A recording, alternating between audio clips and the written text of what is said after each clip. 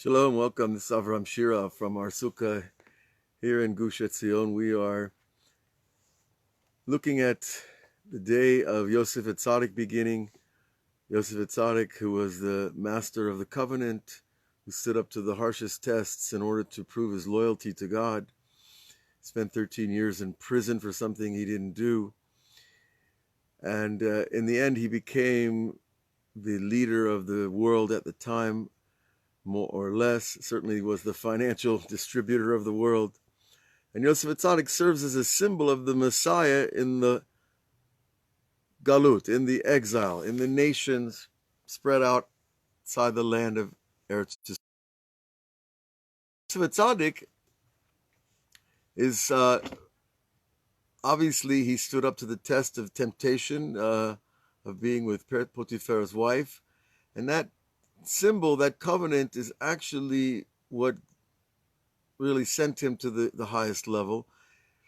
But we have other metaphors that we're going to look at this evening that actually describe to us part of the redemptive process. And this is from the Tikkunei Zohar in the 37th Tikun. And Rabbi Shimon Bar Yochai is revealing to us some amazing secrets, and a lot of them are obviously connected to the Brit Milah, to the covenant that Yosef represents. So I saw that was certainly a connected idea. The Zohar is constantly teaching us in time and space, from above time and space. And we begin with this idea that the redemption is a process. It is not one day, it is not one night. The Zohar tells us in the beginning of this teaching that it's actually a 2,000-year period.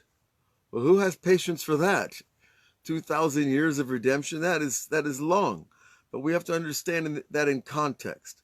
The first 2,000 years, the Zohar says, were the years of Tohu Vavohu, the years of chaos, the years where the Rambam writes that a man could just take a woman from the market and take her home, and nobody could do anything.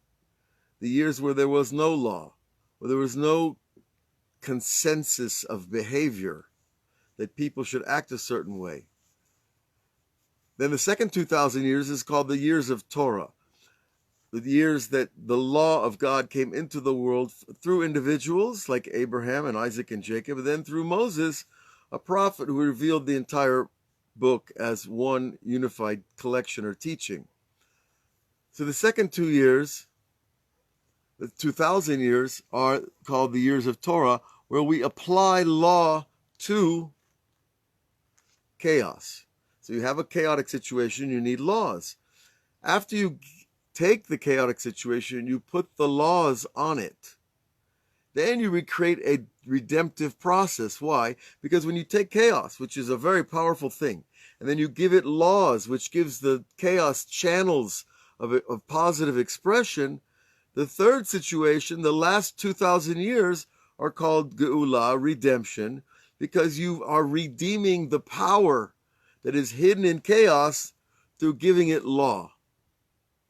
You see how that works? 2,000 chaos, 2,000 Torah, and then you produce from those first two a third perfect description of how God's law is expressed in the world through the Jewish people, through the nations, through our practice of the law, through their learning of the practices of the Torah.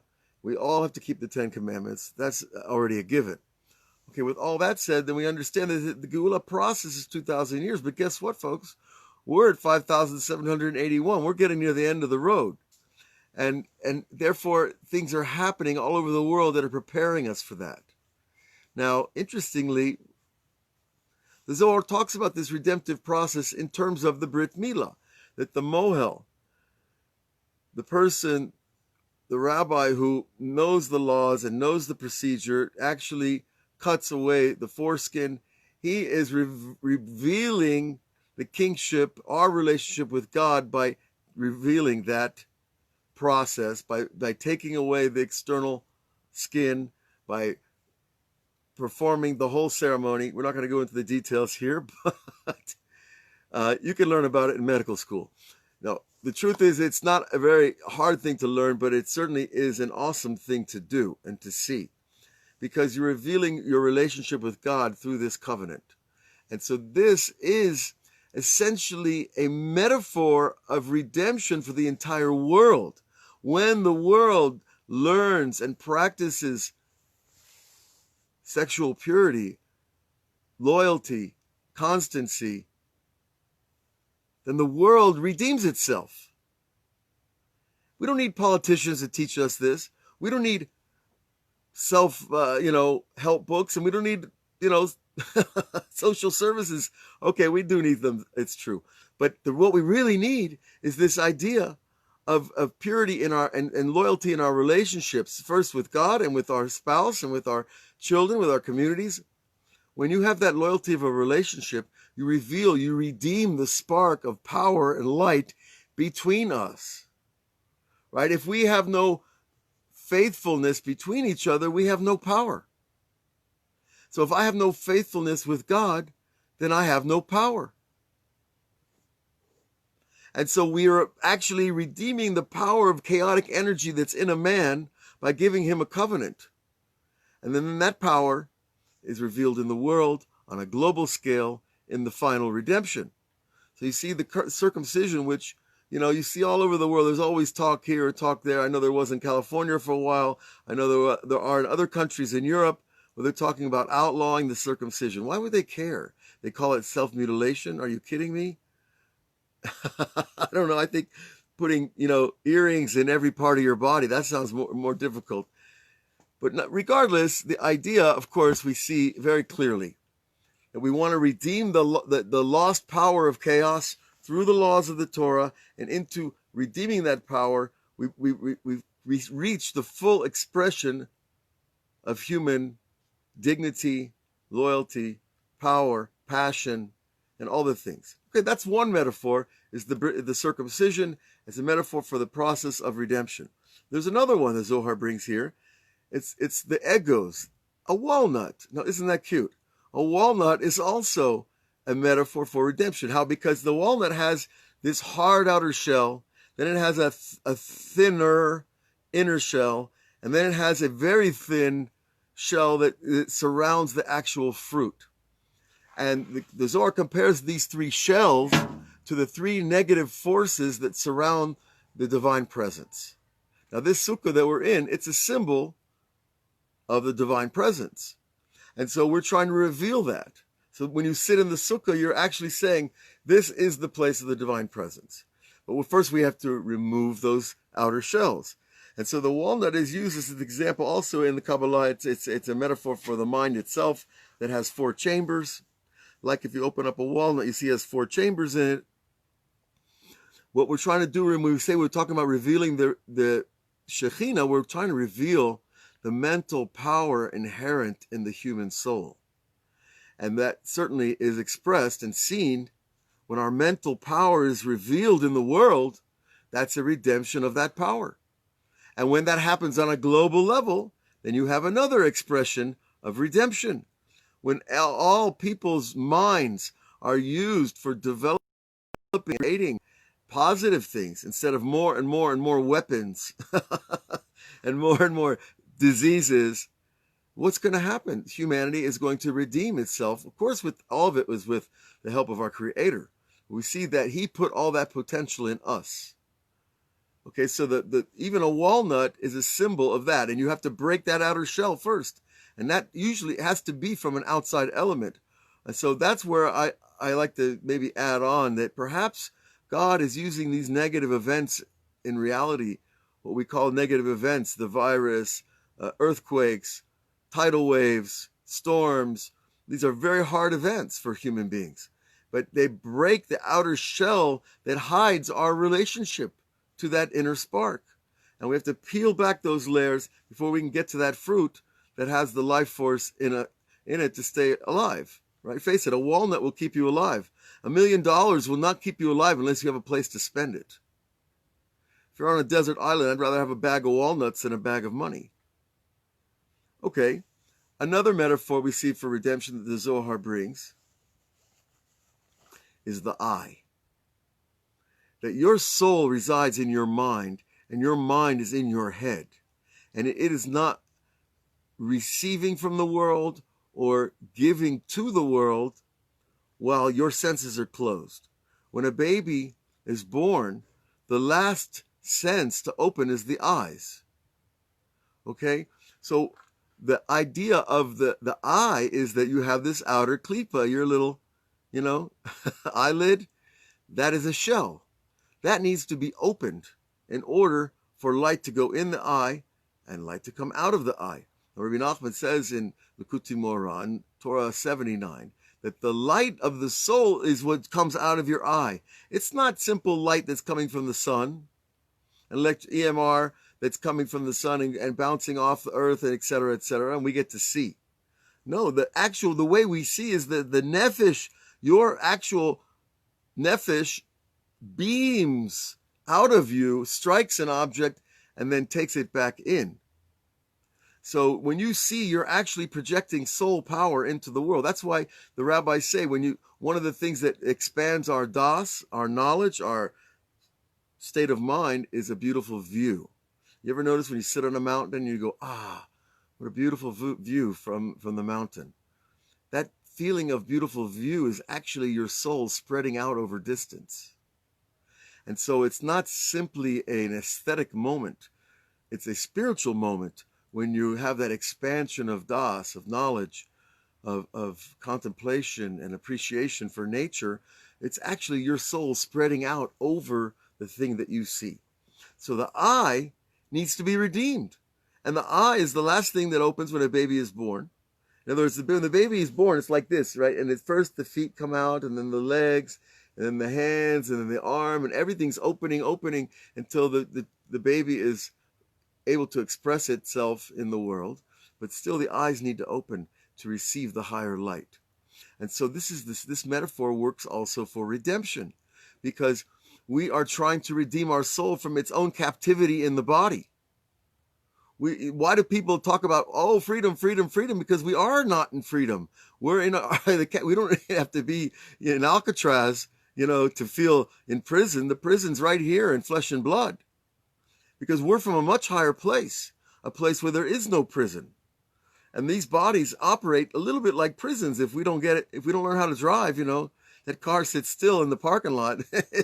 We got to drive these bodies. And that's what the Torah gives us, is the laws on how to drive these physical beings through the world with our spiritual das, our spiritual knowledge. So but that doesn't come out in the world if I don't open my eyes. If I can't see reality, if I can't see the Torah, if I can't see other human beings, really see them, really appreciate them, then my soul is not engaging and being redeemed from its captivity.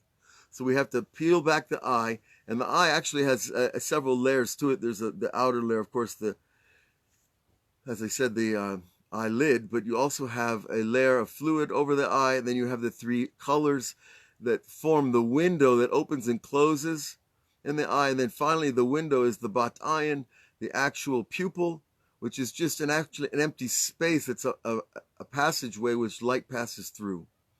And so that metaphor is that when the eye is truly open, when your third eye is open, which we work on every week on the Lighthouse channel, on Thursday nights at 1 a.m. Israel time, we do meditations every week, and we're working on this idea of developing our senses spiritually, because our senses are spiritual organs.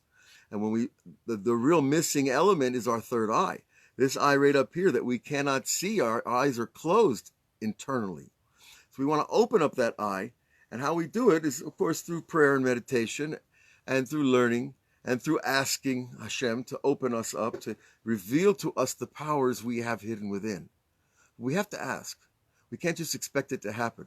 There are very few people over history that are born with these gifts initially, because he sent them, or they came back for a reason to teach us. So that's what we're trying to do here. And so when the third eye opens, because the inner eye has changed its relationship to the outer world, then we start to receive light from a higher level. And we also give off light to a higher level. And anybody who's looked into the face of the Lubavitcher Rebbe or Rav Kaduri or any tzaddik will know that they've seen something much deeper than the average human being and the soul that we emit, because everybody's vibrating energy into the world. The question is the quality of the energy that you radiate into the world. And so that's hard work, There's all kinds of competition in the level of the energy of our souls. But this is another metaphor. The idea of redemption is the I. And another idea that's important to keep in mind to give us perspective, the Zohar Hadash opens up with this idea that the creation is an onion. Okay? An onion, what is an onion? It's layer after layer after layer after layer. And so if you take the whole creation as an onion, the inner light is what we're after. And we're on the outer leaves of the onion. And we're on a journey into the onion, You could probably make a little cartoon out of that, right? But we're going after Ein Sof Baruch Hu, the infinite light that resides in the center of all creation. And we have to go through these layers, these klipot, these shells that we talked about, and that are symbolized in our bodies, in reality around us. And all these metaphors are just to teach us that redemption is on the way. And so we're in the middle of it right now. And the evil that we see in the world is actually good. Why is it good? Because it's revealing itself in order to destroy itself. And it will. And it takes patience and it takes time. But the main thing it takes is faith that we are not here to lose the battle. We are here to win the battle with God, because goodness will prevail. No matter what we see around us, no matter how it's explained to you on the internet, no matter what theories you read or subscribe to, the truth is that creation is designed to succeed. Creation is designed to redeem itself. You look at your own body and you'll see all the evidence you'll ever need. Because we are self-healing entities. There's something that's always making the cuts on my fingers heal, and the bruises in your body. Everything has this power. And this power is a universal power. And it's there for everything. And it's going to happen. And it takes time. So, but look, we're already 5,781 years down the track. So we just got to hold out a little bit longer. And if you remember, the first redemption was 200 years early. Actually, 190 years early. So, if you count backwards from 6,000, you get to 5810. Right? Is that correct? Yes. So we're all, at the outside estimation, the Gula is coming soon. I might be a little bit older by the time I get here. That's okay. We've been waiting a long time. But God bless you all to sit in your Sukkah, to contemplate these ideas, to contemplate your own divinity and how your body is a miracle, and how your soul animates your body as a miracle, and how the Sukkah brings that beauty out of us. And it's really dwelling upon us, around us, within us, in every way. God bless you all. We'll see you soon. We'll have another live class, Erev Shabbat Sukkot, which is Erev Simchas Torah on Friday. And we continue our daily class in Rabbi Nachman on Patreon. And you can check out the YouTube channel. Web Yeshiva, I'll be appearing on there in a few more weeks. The Lighthouse on Thursday nights. So it's happening, and when you open the world of the Zohar, you never want to end. You never want to close the book, because there's always new things being revealed. God bless you all. Chag Sameach.